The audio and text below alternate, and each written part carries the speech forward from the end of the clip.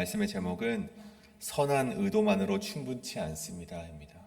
선한 의도만으로 충분치 않습니다. 우리가 어떤 일이 벌어졌을 때, 이 벌어진 일을 두고 사람을 평가한다고 할 때 그 사람이 어떤 의도로 했는지를 보는 것은 굉장히 중요한 판단의 기준이 됩니다. 그 사람이 좋은 뜻으로 했잖아. 혹은 좋은 마음으로 한 거잖아. 의도는 선했잖아. 우리가 그렇게 보통 판단을 하곤 한다는 것이죠. 우리는 흔히 이를 신앙 안에서도 보통 적용을 합니다. 저 사람이 어떤 사역을 했을 때 정말 그 사역이 결과가 좋지 않을지라도 그 사람이 선한 의도로 했잖아 라고 한다면 우리가 그것을 좀 넘어가곤 한다는 것이죠.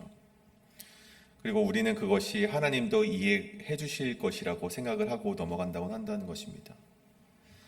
근데 그런 생각을 가진 자들에게 오늘 이사야서는 그런 좀 질문을 던지고 있습니다. 선한 의도만 가지고 있다면 하나님이 기뻐하시는가? 너희가 선한 의도로 예배를 드리기만 한다면, 선한 의도로 사역을 하기만 한다면 정말 하나님께서 그것을 기뻐 받으실까? 그런 질문을 던지고 있다는 것이죠. 오늘부터 우리는 이사야서를 함께 묵상하게 됩니다. 이사야서는 시작부터 유다를 향한 이 법적 판결을 하나님께서 선고하시는 것이죠. 하늘이여 들으라, 땅이여 귀를 기울이라 말하시면서 하늘과 땅을 증인을 세우시고 이 유다의 죄목을 하나하나씩 열거하시면서 이 재판을 하시는 것을 보게 됩니다. 이 유다 백성은 우리가 잘 아시듯이 깨닫지 못했고 반복해서 죄를 지었습니다. 심지어 하나님은 그런 유다를 보면서 너희가 마치 소돔과 고모라와 같다 라고 이렇게 핀잔을 하시는 것을 보게 됩니다. 근데 오늘 여기까지만 읽으면 우리는 생각을 하게 됩니다. 얼마나 많은 우상을 섬겼길래 하나님께서 저들을 이렇게 심판을 하실까? 얼마나 저들이 예배를 드리지 않고 저들이 제멋대로 살았으면은 그렇게나 하나님께서 화가 나셨을까? 11절에 이르면 여러분 오늘 말씀을 보면 우리의 그런 예상이 완전히 깨지는 것을 보게 됩니다. 여러분 유다는요 예배를 버린 백성이 아니었습니다. 누구보다 열심히 제사를 드렸고 절기를 지켰고 예배를 드리던 민족이었습니다. 그런데 오늘 11절에 이르러서 하나님은 그 예배를 받지 아니하시겠다라고 말을 하고 있는 것이죠. 왜 그렇게 하나님은 예배를 받지 않으시고 진노하시면서 왜 유다 백성을 그렇게 심판하려 하셨는가?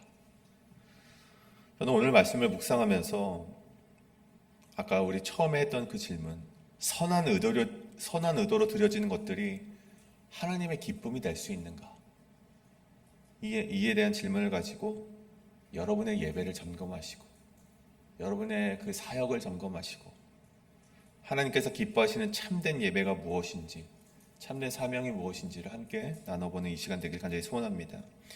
오늘 말씀의 첫 번째는 재물보다 중요한 재물을 들고 있는 손이 깨끗한지를 확인하라입니다. 재물보다 중요한 재물을 들고 있는 손이 깨끗한지 확인하라. 11절 말씀이죠. 여호와께서 말씀하시되 너희의 무수한 재물이 내게 무엇이 유익하니요? 나는 순양의 번제나 살찐 짐승의 기름에 배불렀고 숫송아지나 어린 양의 순염소의 피를 기뻐하지 아니하노라. 이 말씀 속에 하나님께서 이스라엘이 우상을 섬겼다라고 기록하지는 않습니다. 안식일을 버렸다고 말씀하지도 않으시죠. 정반대로 유다 백성은 열심히 예배드렸고 절기를 지켰고 번제를 드렸습니다. 오늘 말씀을 보면 오랜 시간 기도를 하기도 했습니다. 하나님 앞에서 열심히 그 종교 생활을 한 것이죠. 누군가가 유다 백성이 열심히 했는가라고 물어본다면 열심히 했습니다라고 말할 수 있을 정도로 칭찬을 받을 정도로 종교 생활을 하던 자들이었습니다. 근데 오늘 말씀에 하나님은 그 모든 행위를 보시고 더 이상 견디지 못하겠다라고 말을 하고 있다는 것이죠. 너희의 무수한 재물이 내게 무엇이 유익하뇨? 여기서 무엇이 유익하뇨라고 번역된 라마리는 좀 이게 우리 어감을 좀 살려보자면 너희가 그렇게 정성스럽게 드린 예배가 나에게 도대체 무슨 의미가 있는지 모르겠다. 그런 말씀을 하나님께서 유다 백성에게 하고 있는 것입니다. 너가 그토록 정성스럽게 예배를 드렸다 말하는데 그것이 나에게 무슨 의미가 있느냐? 하반절에 수많은 재물에 배불렀다. 여기서 배불렀다라는 말은 충분하다는 말이 아니죠. 더 이상 견딜 수 없을 만큼 지긋지긋하다. 그런 말을 하나님께서 유다에게 하고 있는 것입니다. 그럼 왜 그렇습니까? 하나님께서 왜 그 예배를 거절하셨습니까? 그 이유에 대해서 본문 15절에 말하길 너희 손에 피가 가득함이라 라고 되어 있습니다. 피, 담임이라는 단어가 사용됐는데 단수, 원래 피가 단수형으로 담이라는 이제 단어인데 담임해서 이제 복수가 됩니다. 너희 손에 피가 가득하다는 것은 피들이 넘쳐 흐르고 있다. 그런 말이 되는 것이죠. 여기 이게 무슨 말입니까? 피라는 것은 성경의 본디 이 생명을 뜻하는 단어이지 않습니까? 그래서 우리가 생각해 보건대 피들이 가득하다라는 것은 너희 손에 생명이 가득하다라는 뜻이고 그 생명이 가득하다라는 뜻은 1차원적으로 생각하면 살인을 저질렀다라고 생각할 수 있겠지만 오늘 이 말씀에서 이 피라는 것은 꼭 살인을 의미하는 것이 아닙니다. 이 피라는 것은요, 사실은 법정 용어입니다. 그러니까 재판을 할 때 사용되는 용어이죠. 그러니까 그때 이제 폭력을 뜻하는 단어가 바로 이 피라는 단어입니다. 폭력, 억압, 압제 그런 뜻을 가진 것이 바로 피인 것이죠. 좀 더 분명하게는 16절에 17절에서 그 폭력이 무엇이었는가 나오는데 행악하는 것과 학대받은 자와 고아를 등한시한 것과 과부를 등한시한 행동을 가리켜서 오늘 말씀에서 피라고 기록하고 있다는 것입니다. 이것이 하나님 보시기에 가증한 것이 되었다는 것이죠. 오늘 본문이 말하고 있는 유다가 가졌던 죄악이 바로 이것이었죠. 다시 말해서 유다 백성은 너무나도 완벽한 형식으로 제사와 예배를 드렸습니다. 어떻게 예배를 드려야 될지 그들은 너무나도 잘 알고 있었고 그렇게 예배를 드렸습니다. 그 제사법에 따라서 제물을 가져왔죠. 그런데 하나님이 보신 것은요, 그들이 얼마나 예배를 잘 드렸는가, 얼마나 형식에 맞춰서 제사를 드렸는가가 아니라 내가 그 제물을 가져올 때 너희의 손에 무엇이 묻었는가를 바라보셨다는 것입니다. 여러분, 유다 백성의 손이 어떠했습니까? 기록되길 행악하는 손이었고 학대받은 자를 등한시하는 손이었고 과부와 고아를 모른 척하는 손이었다는 것입니다. 여러분, 하나님의 이 말씀대로 예배는 드렸지만 제사는 드렸지만 그 제사의 의미를 유다 백성이 전혀 알지 못했다는 것입니다. 형식은 지켰지만 그 형식의 내용을 전혀 모른 채 형식만을 지켰던 그 잘못이 바로 유다 백성이 가졌던 잘못이었다는 것이죠. 여러분, 오늘 하나님께서 우리에게 물으시는 것이 있습니다. 너가 얼마나 예배를 잘 드렸냐? 너가 얼마나 많은 예배를 드렸냐? 얼마나 좋은 것으로 예배를 드렸냐? 얼마나 많은 헌금을 하였냐? 얼마나 많이 봉사를 하였냐? 여러분, 그것을 묻는 것이 아니라 예배를 드리기 전에 너에게 맡겨진 사명을 다하기 전에 너는 어떠한 삶을 살았는가? 이것을 우리에게 묻고 있다는 것입니다. 여러분, 하나님께 최고의 것을 드리지 않으려는 자가 어디 있습니까? 하나님께 가장 좋은 것을 모두 다 드리고 싶어 하죠.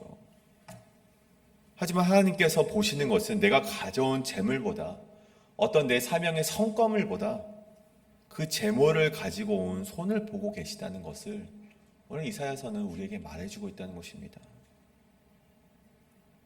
내가 아무리 예배를 많이 드리고 내가 얼마나 이 예배를 잘 드렸는가, 그것보다 내가 그 예물을 가지고 온 손이 정직하지 않다면, 내가 이 예배를 준비하고 온 이 마음이 정직하지 않다면 아무리 화려한 종교적인 성과를 할지라도 하나님 앞에서는 거짓 제물이 될 수 있음을 오늘 말씀을 통해서 반드시 기억하시길 원합니다.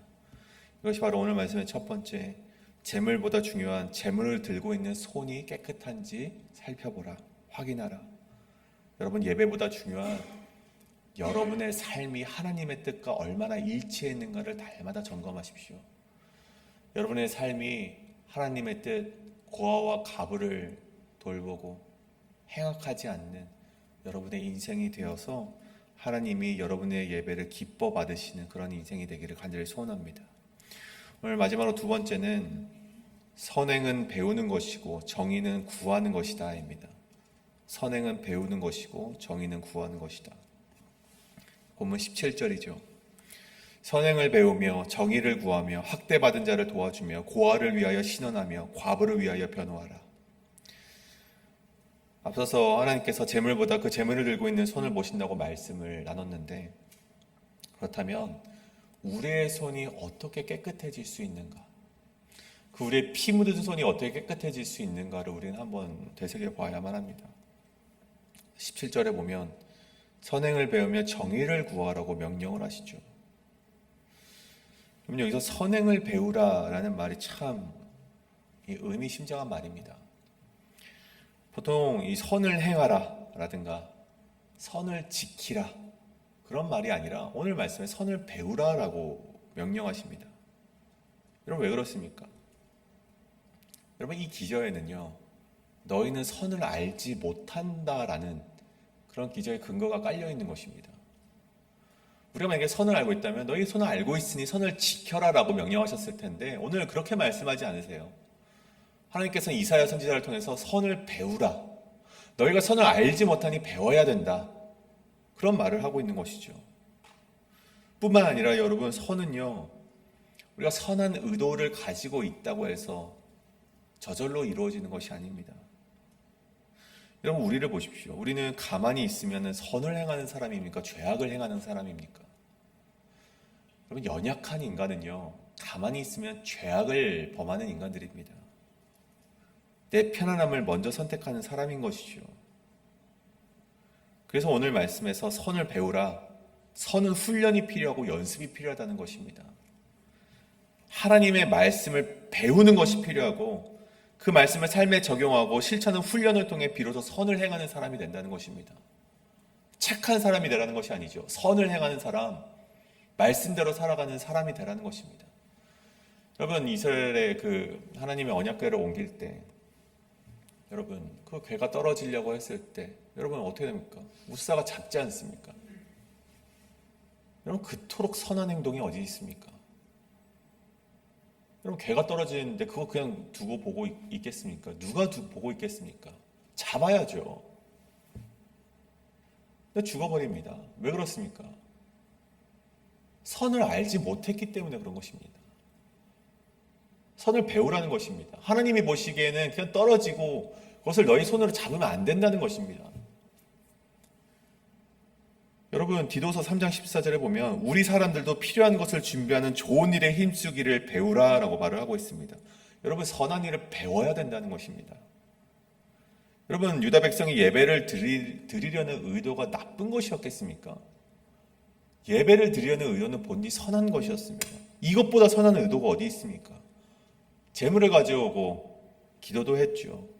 기도도 오래 했습니다. 짧게 하지 않았어요. 오래 했습니다. 근데 여러분, 그 의도가 좋은 결과로 이어졌습니까? 그럼 하나님께서 그것을 선하다고 말씀하셨습니까? 여러분, 저는 오늘 말씀이 그런 선한 의도가 중요하지 않다라고 말하는 것이 아닙니다. 그런데 우리에게 주어진 선한 의도가 있는 것이 중요하긴 한데 그 선한 의도는 반드시 하나님의 말씀으로 교정되고 배워지고 반드시 행동으로 이어져야만 한다는 것을 말하는 것입니다.